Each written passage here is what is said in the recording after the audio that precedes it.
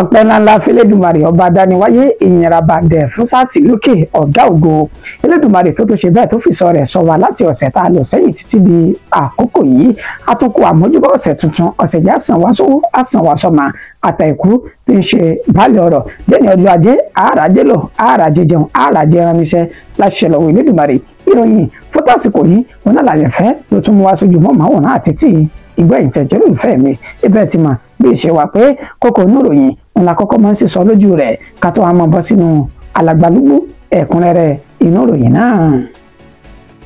láyéláyé ẹ má da ẹ̀bi àìṣedéédé yín lé mi lórí o nínú ẹgbẹ́ òṣèlú yín ààrẹ Bọ́lá Ahmed Tinubu ló fèsì fáwọn ẹgbẹ́ alátakò bẹ́ẹ̀. ẹ má gbé ìwà àti ìṣesí inú ẹgbẹ́ òṣèlú PDP wọnú ẹgbẹ́ òṣèlú APC wá rárá o. Ned Nwoko ló gba àwọn ṣẹ̀ṣẹ̀dé inú ẹgbẹ́ òṣèlú APC nímọ̀ràn ọ̀rọ̀. ó máa jọ mí lójú ó sì yà mí lẹ́nu pẹ̀lú bí àwọn kan ṣe ń ṣe bẹ́ẹ̀ darapọ̀ mọ́ ẹgbẹ́ òṣèlú tó ti ń tẹ̀rì lórílẹ̀‐èdè Nàìjíríà. Kenneth Okowo òun ló sọ ọ̀rọ̀ náà sóde. lórí ọ̀rọ̀ iná sólà àtijọba àpapọ̀ ní àwọn fẹ́ ná 10 billion naira lé lórí iléeṣẹ́ ààrẹ ti ṣàlàyé ọ̀rọ̀ ó ní owó ni àwọn ọmọ orílẹ̀‐èdè Nàìjíríà ń wò wọn ò ronú sí àǹfààní tó wà níbẹ̀. ọ̀rọ̀ wá di ìpínlẹ̀ Èkó báyìí ó wọ àwọn agbófinró ìpínlẹ̀ náà ti tẹ ọmọ ọdún 16 kan pẹ̀lú ìbọn ìléwọ́ pistol lọ́wọ́ rẹ̀. àwọn ọlọ́pàá ìpínlẹ̀ Delta náà ṣe bẹ́ẹ̀ kógun ja àwọn ajínigbé ní àkàtà wọn wọ́n ṣekú pa 5 lára àwọn ènìyàn ọ̀hún. ikọ̀ agbésùmọ̀mí bandits dá ọkọ̀ èrò lọ́nà ní ìpínlẹ̀ Zamfara wọ́n ṣekú pa awakọ̀ wọ́n sì kó ènìyàn 5 wọ́n jí wọn kó wọgbó lọ. bẹ́ẹ̀ ni ti ikọ̀ Boko Haram náà ti ṣekú pa ikọ̀ fìjìláńtẹ́ tí kò dín ní 10 ọ̀tọ̀ọ̀tọ̀ ní ìpínlẹ̀ Adamawa. ìròyìn náà rèé lẹ́kùnrẹ́rẹ́. láyéláyé ẹ má ṣe bẹ́ẹ̀ da ẹ̀bi àìṣedéédé yín lẹ́mi lórí nínú ẹgbẹ́ òṣèlú yín o ààrẹ ló fèsì fáwọn ẹgbẹ́ alátakò bẹ́ẹ̀.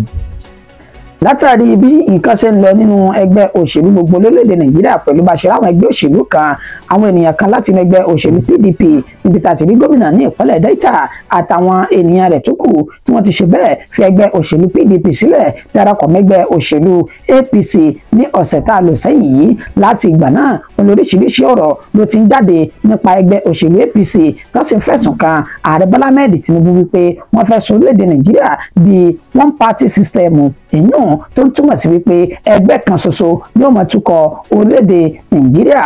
ọ̀gọ̀rọ̀ ọ̀rọ̀ ló ti jáde lórí ìgbésẹ̀ tí ìjọba ìpínlẹ̀ Delta tí wọ́n gbé pẹ̀lú bí ọ̀gọ̀rọ̀ wọn bá ṣe darapọ̀ mẹ́gbẹ́ òṣèlú APC àmọ́sá níṣẹ́ ni ààrẹ Bọ́lá Ahmed Tinubu ló mọ̀ ti fún léde lórí ọ̀rọ̀ àti ẹ̀sùn tá fún ìkà wípé ó fẹ́ máa ṣe ìjọba aládàáníkànṣe lórílẹ̀‐èdè Nàìjíríà. níṣẹ́ ni ààrẹ fèsì láti ọ̀dọ̀ olùdámọ̀ràn pàtàkì fún lórí ètò ìròyìn àti ìlànà tá à ń tẹ̀lé Báyọ̀ Ọ̀nànúgà ó sọdúnmọ̀ wípé kí ló dé áwù ẹ̀ sì mọ dẹ̀bi ọ̀rọ̀ bí ààrẹ Bọ́lá Ahmed Tinubu lérí onísàárẹ̀ ló ní kí àwọn ẹgbẹ́ òṣèlú alátakò tó kù kí wọ́n mọ̀ ní àsọyé àti àsọyán láàrin ara wọn àbọ̀ ló fa èdè àìyedè àti làásìgbò tí ń bá wọn fínra nínú ẹgbẹ́ òṣèlú wọn. ó ní ṣé ààrẹ yóò mọ̀ bá wọn tún inú ẹgbẹ́ òṣèlú tó ti ṣe bẹ́ẹ̀ dàrú òun yóò mọ̀ bá wọn tún tò ní onígbà tí wọn ò bá rí ilé wọn tó sáwọn tán sì ní nǹkan ṣe nínú ẹgbẹ́ òṣèlú náà wọn ò ní darapọ̀ mọ́ ẹgbẹ́ òṣèlú gidi ní orílẹ̀-èdè Nàìjíríà ni. ó ní kẹ́ẹ̀sì máa wo àwọn alábòsí orílẹ̀-èdè Nàìjíríà àtàwọn ẹgbẹ́ alátakò tí wọ́n ń sọ̀rọ̀ sáàrẹ̀ Bọ́lá Ahmed Tinubu wípé ó ní ṣe bẹ́ẹ̀ fa wàhálà àti ìjàngbà tí ń ṣẹlẹ̀ nínú ẹgbẹ́ òṣèlú gbogbo. ó sọ dúnmọ̀ wípé lọ́jọ́ kìíní àná táwọn kan darapọ̀ mọ́ ẹgbẹ́ òṣèlú SDP láti inú ẹgbẹ́ òṣèlú APC níbi tó ti dárúkọ gómìnà tẹ́lẹ̀ ní ìpínlẹ̀ Kaduna Nasiru El-Rufai tó fẹ́ gbé òṣèlú APC sílẹ̀. oníṣẹ́ náà wípé inú àwọn èèyàn dùn wọ́n yìn lọ́gọ̀ ẹnu wọ́n sì jó wọ́n yọ̀ lórí ìgbésẹ̀ tó gbé. ó ní nígbà táwọn kan wá darapọ̀ láti inú ẹgbẹ́ òṣèlú PDP àtẹgbẹ́ òṣèlú míì wọnú ẹgbẹ́ òṣèlú APC ó ní kí ló dé tẹ́ wọ́n ṣe bẹ́ẹ̀ fa aṣọ ààrẹ Bọ́lá Ahmed tẹ́ ń fà létí wípé ó ní ṣe bẹ́ẹ̀ fa gbogbo wàhálà ọ̀hún. ó ní káwọn náà kí wọ́n tún ilé wọn ṣe kí wọ́n sì tún àyè ara wọn kí wọ́n tún tò. oníjọba orílẹ̀-èdè Nàìjíríà lábẹ́ àṣẹ àti olùdarí orílẹ̀-èdè yìí ìyún ààrẹ Bọ́lá Ahmed Tinubu ó ní ìjọba tó ṣe bẹ́ẹ̀ gba ìjọba àwarawa láàyè ni o tó sì ń ṣe ìgbélárugẹ fún democracy lórílẹ̀‐èdè Nàìjíríà ó ní fún ìdí èyí ẹ mọ́ sọ tí èsè títa rẹ ẹ mọ́ tẹ̀ mọ́ lára o ààrẹ ọmọ kankan nípa báwọn ènìyàn náà wọ́n ṣe ń ṣe bẹ́ẹ̀ fẹ́ gbé òṣèlú wọn sílẹ̀ darapọ̀ mẹ́gbẹ́ òṣèlú APC. Ẹ má gbé ìwà àti ìṣesínú ẹgbẹ́ òṣèlú PDP tẹ́ ti kúrò wọnú ẹgbẹ́ òṣèlú APC wá o Ned Nwoko ló gba àwọn tó ṣẹ̀ṣẹ̀ dé sínú ẹgbẹ́ òṣèlú APC nímọ̀ràn. Sẹ́nítọ̀ tó ń sojú àríwá ìpínlẹ̀ Delta Ned Nwoko ló mà ti ṣe bẹ́ẹ̀ gba gómìnà ìpínlẹ̀ ọ̀hún ti ìpínlẹ̀ Delta Sheriff Oborevwori àti àwọn ènìyàn tó kù tí wọ́n jọ ṣe bẹ́ẹ̀ darapọ̀ mẹ́gbẹ́ òṣèlú APC ló ti gbà wọ́n nímọ̀ràn nínú lẹ́tà ìta gbangba èyí tó kọ síta fún gómìnà ọ̀hún ó yìn ó sì lù lọ́gọ̀ ẹnu lórí ìgbésẹ̀ akin tó gbé pẹ̀lú bó ṣe fẹ́ gbé òṣèlú PDP sílẹ̀ darapọ̀ mẹ́gbẹ́ òṣèlú APC ó wà ní àmọ́ o bó ṣe darapọ̀ mẹ́gbẹ́ òṣèlú APC yìí mo fẹ́ kó rí dájú wípé gbogbo àwọn ìwà tí kò dáa àtèyí tí kò bójúmu ẹgbẹ́ òṣèlú PDP tán wù ẹ tọwọ́ rẹ̀ bọlẹ̀ sí ilé ẹgbẹ́ òṣèlú PDP náà kẹ́ tó parapọ̀ mọ́ ẹgbẹ́ òṣèlú APC ó ní mo sì fẹ́ kẹ́ ẹni lọ́kàn wípé ìdarapọ̀ mọ́ ẹgbẹ́ òṣèlú APC yìí kó kàn mọ́ jẹ́ ariwo lásán kí ó ní ìtumọ̀ pàtàkì àti ipa rere tí ó máa kó nínú ẹgbẹ́ òṣèlú ọ̀hún ó gba Sheriff Oborevwori nímọ̀ràn bẹ́ẹ̀ àti ń fi àyè oko wa pẹ̀lú àwọn tó kù tí wọ́n jọ sí bẹ́ẹ̀ darapọ̀ mọ́ ẹgbẹ́ òṣèlú APC bẹ́ẹ̀ náà ló tún sọ dúnmọ̀ wípé àwọn tẹ̀ tí ń ṣe akitiyan lórí bí àwọn yóò ṣe ṣe àwọn ìdásílẹ̀ àyè kọ̀ọ̀kan tí ó máa mú ìtẹ̀síwájú bá ìpínlẹ̀ Delta kó tó di wípé ìgbésẹ̀ akin tí Sheriff Oborevwori tó gbé yìí ó tún wáyé fún ìdí èyí àjọ fọwọ́sowọ́pọ̀ ṣiṣẹ́ takuntakun láti gbé ìpínlẹ̀ Delta dé èbúté ògo láàrin àwọn ìpínlẹ̀ tó kù ní orílẹ̀-èdè Nàìjíríà Ned Nwoko òun ló ṣe bẹ́ẹ̀ gba Sheriff Oborevwori nímọ̀ràn. Ó jọ mí lójú gan ni ó sì yà mí lẹ́nu pẹ̀lú bí àwọn kan ṣe ń ṣe bẹ́ẹ̀ darapọ̀ mọ́ ẹgbẹ́ òṣèlú tó ti ṣe bẹ́ẹ̀ tẹ̀rì tó sì ti dakúrẹ̀tẹ̀ lórílẹ̀-èdè Nàìjíríà Kenneth Okonwo ló máa sọ ọ̀rọ̀ náà sóde. Ẹni tó jẹ́ agbẹnusọ fún olùdíje sí ipò ààrẹ nínú ẹgbẹ́ òṣèlú Labour Party ní Peter Obi tí ó jẹ́ ẹni agbẹnusọ rẹ̀ Kenneth Okonwo ló máa ṣe àlàyé lórí móhùnmáwòrán channel lánàá òde yìí níbi tí a ti ní ìtàkùrọ̀sọ pẹ̀lú tí ń lọ nínú òṣèlú lásìkò yìí ibẹ̀ ni Okonwo ló ti ṣe àlàyé wípé ó mọ̀ yọ àmì lẹ́nu ó sì jọ mí lójú púpọ̀ pẹ̀lú bá ṣe rí àwọn kan láti inú ẹgbẹ́ òṣèlú míì tí wọ́n darapọ̀ gbẹgbẹ́ òṣèlú APC lẹ́gbẹ́ tó ti ṣe bẹ́ẹ̀ tó ti fẹ́ tẹ̀rì tán nígbà kan bí léèrè pé áwù kí lórí tó fi ṣe àlàyé ẹgbẹ́ òṣèlú APC lẹ́gbẹ́ tó ti ṣe bẹ́ẹ̀ tíràwọ̀ rẹ̀ ò ní pẹ́ wọ̀kùn ní orílẹ̀-èdè Nàìjíríà mọ́ ó wá ṣe àlàyé ó sọ bí mọ̀ wípé sẹ́yìn ò mọ̀ pé àwọn tó ń darapọ̀ mọ́ ẹgbẹ́ òṣèlú APC wọ́n ti mọ̀ pé níṣe ni wọ́n ń kọ èsì ìdìbò nínú ẹgbẹ́ ní orílẹ̀-èdè Nàìjíríà ó ní lọ́dún 2027 táwọn yìí níṣe ni wọ́n yóò kọ èsì ìdìbò tí wọ́n sì kéde pé ẹgbẹ́ òṣèlú APC ló tún ṣe bẹ́ẹ̀ tó jáwé olúborí ó ní nǹkan àkọ́kọ́ rèé o táwọn ènìyàn náà tó fi darapọ̀ mọ́ ẹgbẹ́ òṣèlú ọ̀hún látàrí wípé wọ́n mọ̀ pé ẹgbẹ́ náà ó ní yóò lọ́gbọ́n àlùmọ̀kọ́rọ́ yìí láti ṣe bẹ́ẹ̀ jáwé olúborí nínú ètò ìdìbò tó ń bọ̀ bákan náà ló tún sọdúnmọ̀ wípé ṣe é gbàgbé ni pé àjọ báńkì àgbáyé wọ́n mọ̀ ti fi ohùn léde tó ń sọdúnmọ̀ wípé nígbà tí ó bá di ọdún 2027 táwọn wò lọ́ọ̀kan yìí orílẹ̀-èdè Nàìjíríà ó ní àwọn tí wọ́n jẹ́ aláìní àti tálíkà ni wọ́n tún pọ̀ ju ti àtẹ̀yìnwá lọ ó ní tí wọ́n ń túmọ̀ sí ni wípé ẹgbẹ́ òṣèlú APC ó ní yóò sì tukọ̀ orílẹ̀-èdè Nàìjíríà títí di ọdún 2027 èyí tó sì ń ṣe ní àlàyé pé nígbà tí ààrẹ Bọ́lá Ahmed Tinubu tó bá tó fi orí àléfà sílẹ̀ tí ń ṣe ààrẹ orílẹ̀-èdè Nàìjíríà ìgbà náà ni kó tó padà máa dẹrùn ní orílẹ̀-èdè Nàìjíríà oníṣẹ́ ìdí wípé ẹgbẹ́ náà ló ti ṣe bẹ́ẹ̀ di akúrẹ̀tẹ̀ tó sì ti ń tẹ̀lé lórílẹ̀-èdè yìí bẹ́ẹ̀ náà ló tún sọ dímọ̀ wípé ẹgbẹ́ òṣèlú APC táwọn ènìyàn darapọ̀ mọ́ yìí ó yà wọ́n lẹ́nu ó sì jọ lójú torí pé wọn ò ní ojú ìwòye sí ọ̀rọ̀ náá ó ṣe àlàyé ọ̀rọ̀ ní ẹ̀kúnrẹ́rẹ́ á ṣe àfihàn fídíò rẹ̀ níbi tí ó ti ṣe bẹ́ẹ̀ tún pẹ̀rẹ̀pẹ̀rẹ̀ ọ̀rọ̀ náà kalẹ̀ lórí móhùnmáwòrán chánẹ́ẹ̀lì. Thank you so much. You're a good man. You're a good man. You've seen my guest. Kenneth Okonwo is live for us. Oh, yeah. Thank you so much for joining us on the program. So our attention is going to be on the trend of what will continue to reshape Nigeria's political discourse. The wave of defections by politicians across party lines. Now, political heavyweights are switching allegiances often in pursuit of, well, some ambition. And the question about ideological conviction has now come up. Many Nigerians are questioning the strength and stability of our party system. Critics have warned that this constant movement is weakening political institutions, eroding democratic accountability, and even raising fears that Nigeria could be drifting towards a one-party state. Is that the kind of feeling that you have, Mr. Okonkwo? No. Well, thank you, viewers, for joining us. The whole idea of joining another political party, and precisely the ruling party, is simply because of the belief that in 2027 they are going to write the results of election. Nothing else. I mean, it's an absurdity that people will see a sinking house and they are running into it for shelter. Well, which one is the sinking house now? APC, obviously. Why is it a sinking house? The World Bank report made it clear that Nigerians are going to be poorer till 2027. Have you asked yourself why they stopped at 2027? Because they know that this country is a blessed country. On the day they have very good leader, poverty will dry up.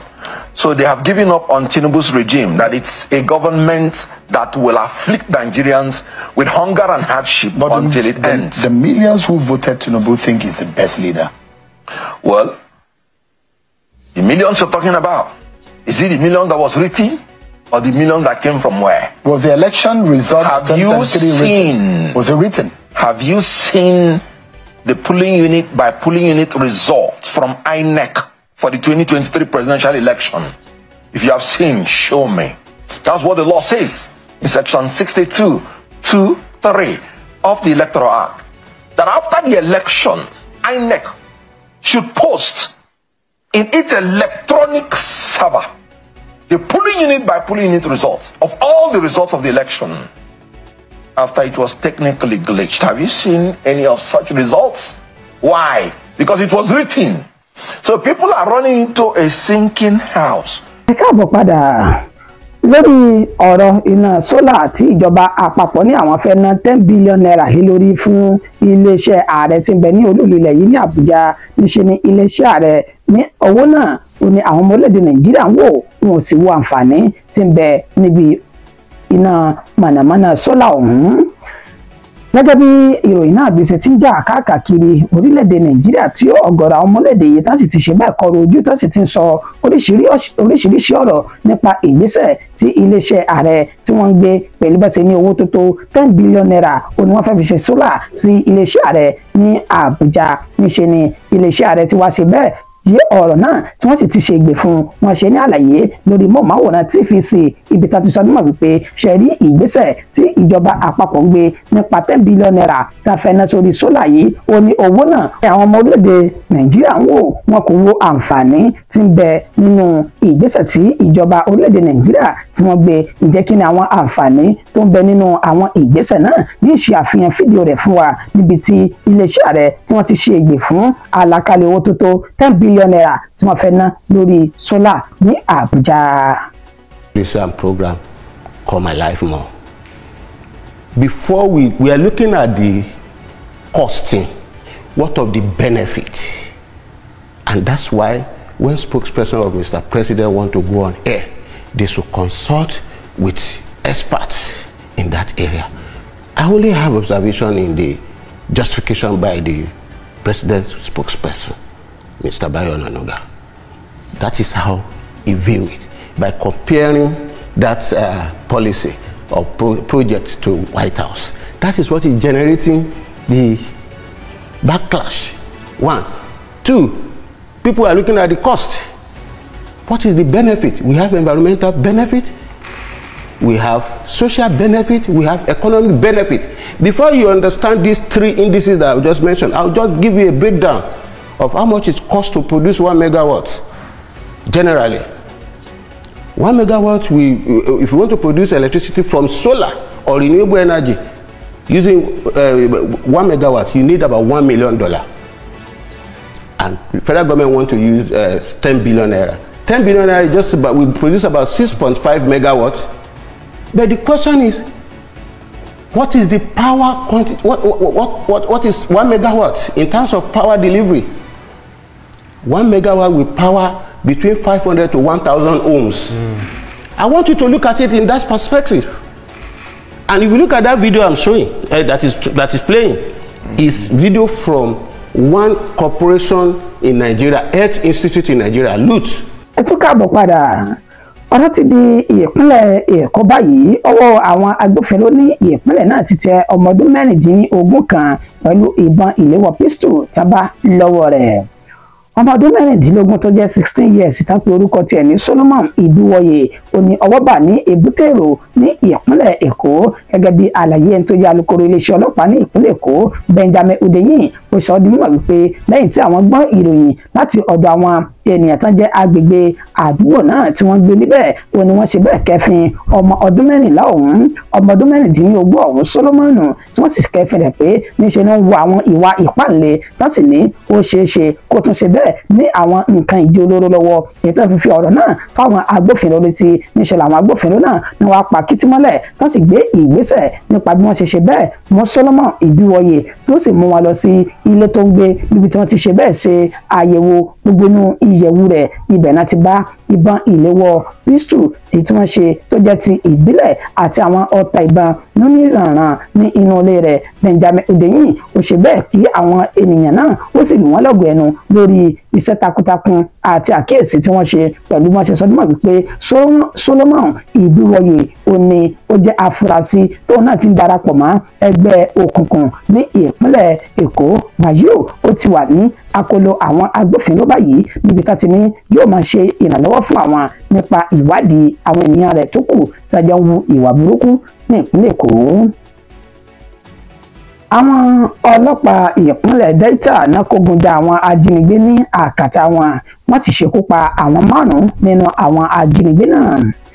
Inú igbó tó ń bẹ láàrin Ìsílẹ̀ Àságbà àti Òtúlù ní ìpínlẹ̀ Delta ní ìkọlù náà ó ti wáyé gẹ́gẹ́ bí àlàyé tí Bright Edafe ẹni tó jẹ́ alukoro iléeṣẹ́ ọlọ́pàá ní ìpínlẹ̀ Delta bó ti sọ bímọ wípé ní ọjọ́ 21 inú oṣù kẹrin ọdún tá a wà yìí ó ní àwọn gba ìròyìn kan pé arákùnrin torúkọ rẹ̀ ń jẹ́ Bello Abubakar òun ló jí àwọn ènìyàn gbé lọ sí àkàtà rẹ̀ níbi tí wọ́n ní ibi tí ọ̀sọ̀dúnmọ̀ wípé ó fi ṣe ibùgbé lọ́pọ̀ orúkọ tiẹ̀ ní Abu Amaobia ní ìpínlẹ̀ ọ̀hún gẹ́gẹ́ bí wọ́n ti gbọ́ ìròyìn náà wọ́n ṣe ìkọlù sí ibi tí arákùnrin ọ̀hún tó fi ṣe ibùba ṣùgbọ́n níṣe ni wọn kò bá níbẹ̀ tó ti ṣe bẹ́ẹ̀ tẹ ọkọ rẹ̀ létí tó ti tẹ̀síwájú nínú ìrìn àjò rẹ̀ lọ sí inú igbó kan èyí tí wọ́n pe inú igbó náà ní ààyè tó wà láàrin Ìsílẹ̀ Àságbà àti Òtúlù níbi tí wọ́n ti ní òun àtàwọn ẹmẹ̀wà rẹ̀ tó kù wọ́n ti gẹ̀gùn de àwọn agbófinró tí wọ́n bọ̀ wá mú wọn tí wọ́n sì bẹ̀rẹ̀ sí ní rọ òjò ìbọn kalẹ̀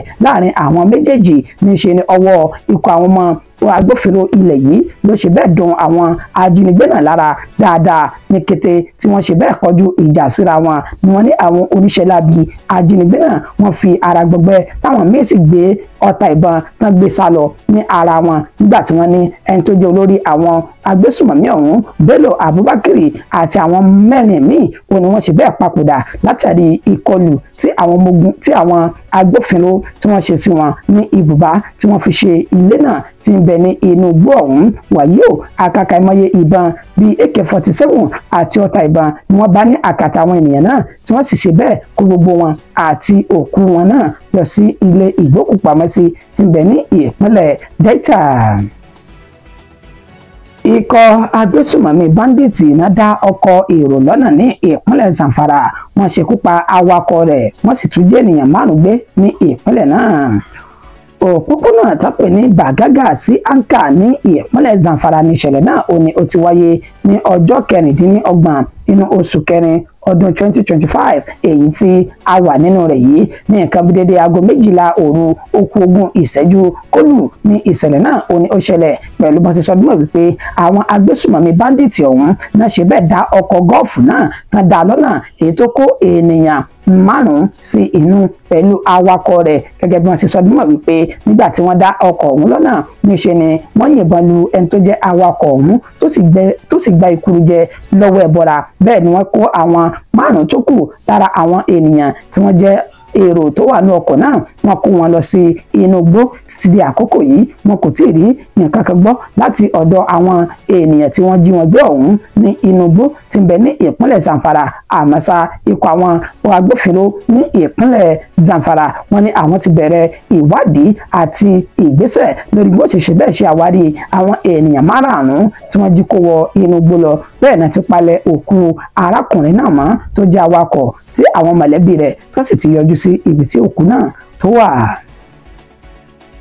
Bẹ́ẹ̀ ni tí ikọ̀ Boko Haram náà ti ṣekú pa ikọ̀ fìjìláńtì tí kò dín ní 10 ti ìpínlẹ̀ Adamawa báyìí ní agbègbè tó pè ní Ikwapre ìjọba ìbílẹ̀ Ongi ní ìpínlẹ̀ Adamawa ní ìṣẹ̀lẹ̀ láabi náà ló tó ti wáyé ní ọjọ́ 26 inú oṣù tá a wà yìí. Gẹ́gẹ́ bí àlàyé tó jẹ́ kánsẹ́lẹ̀ tẹ́lẹ̀ ní agbègbè tó pè ní Garaha wọ́ọ̀dù ìyún Ejela Anthony ó ti ṣe ní àlàyé wípé àwọn ikọ̀ Boko Haram ọ̀hún ni wọ́n ṣe bẹ́ẹ̀ ya wọ àdúgbò náà tí wọ́n sì bẹ̀rẹ̀ sí ní yìnbọn ní takòtakò sí àwọn fìjìláńtì èyí tí wọ́n ní ohun ìjà olóró tútọ́ tí wọ́n ò ní lọ́wọ́. Wọ́n ṣekú pa 10 nínú ikọ̀ fìjìláńtì ọ̀hún nígbà tí àwọn míì tí wọ́n fi ara pa yamayama. Ó ṣe ní àlàyé pé ènìkọ́ ànákọ́ táwọn bá kà ní méní méjì yóò ti tó ìgbẹ́lẹ̀ 5 báyìí tí ikọ̀ Boko Haram ọ̀hún tó ti ṣe ìkọlù sí abúlé náà tó sì ti fi ẹ̀mí àwọn ènìyàn tí wọ́n ti fi ń ṣòfò títí di àkókò tá a fi kó ìròyìn jọ. A kò tí ì rí nǹkan kan gbọ́ láti ọ̀dọ̀ iléeṣẹ́ ọlọ́pàá tí ń bẹ ní ìpínlẹ̀ Adamawa náà lórí ìkọlù tí ikọ̀ àwọn oníṣẹ́ láabi Boko Haram náà tán ṣe sáwọn fìjìláńtì tí ń bẹ ní agbègbè tó pè ní Kwapre yìí ní ìjọba ìbílẹ̀ Ongi ní ìpínlẹ̀ Adamawa. Wọ́n ní kì í dùn kópọ̀ ṣókí òun náà ní ọbẹ̀ oge gbogbo màdé màgẹ́ ìfilọ̀ gbọ́dọ̀ kọjá ìpè ìpéjú. Ìròyìn wa kò jù báyìí lọ fún ti àsìkò yìí. Oníyẹ̀ṣẹ́ ọlọ́kẹ̀ṣẹ́ ẹ̀yin tẹ́ bá mi jẹ́ ẹ̀kú àìbínú títí di ìgbà tá a tún padà máa fún wa ní ìròyìn míì lórí ìkànnì tá a jọ wà yìí. Orúkọ mi ò ní yípadà. Àyànfẹ́ Elédùmarè òun náà lèmi jẹ́. Ó dàbọ̀ o.